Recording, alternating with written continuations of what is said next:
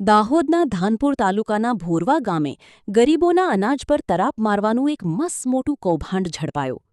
સસ્તા અનાજની દુકાનના સંચાલક દ્વારા રાત્રિના અંધકારમાં સરકારી ઘઉં ચોખાનો જથ્થો બારોબાર વેચવાનો પ્રયાસ કરવામાં આવ્યો હતો. જો કે જાગૃત નાગરિકોએ અગાસવાણી ચોકડી પાસે જનતા રેડ કરીને અનાજ ભરેલી પિકઅપ ગાડીને રંગે હાથે ઝડપી લીધી.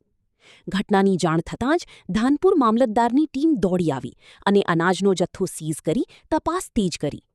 રોષે ભરાયેલા ગ્રામજનોએ કૌભાંડી સંચાલકનું પરવાનું રદ કરવાની માંગ કરી છે.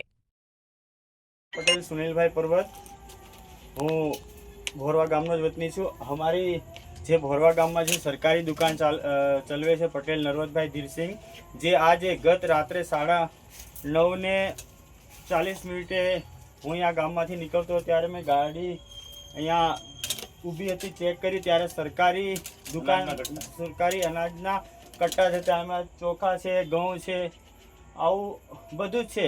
અને આ કાયમ માટે દર મહિને આ રાત્રિના સમયે સરકારી દુકાનનું સામાન વેચવા નીકળે છે એવા મેસેજ બી હતા અને આજે રૂબરૂ પકડાવી ગયો છે. અને આજરોજ તારીખ 9/5/2026ના રોજ મધરાતે 9:30 મને ફોન આવતા આકાશવાણીની આગળ ચોકડી પર મને ફોન આવતા ત્યાંથી એવું જાણવા મળે કે એક મહિન્દ્રા પિકઅપની અંદર સરકારી અનાજનો જથ્થો વહન થઈ રહ્યો છે.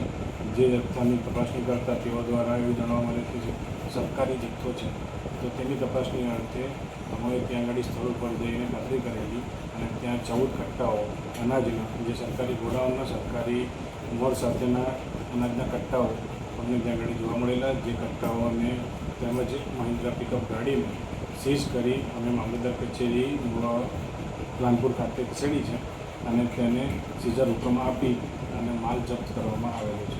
સર, આપણું નામ? મારું નામ લીલો રાકેશ, નાયબ મામલતદાર.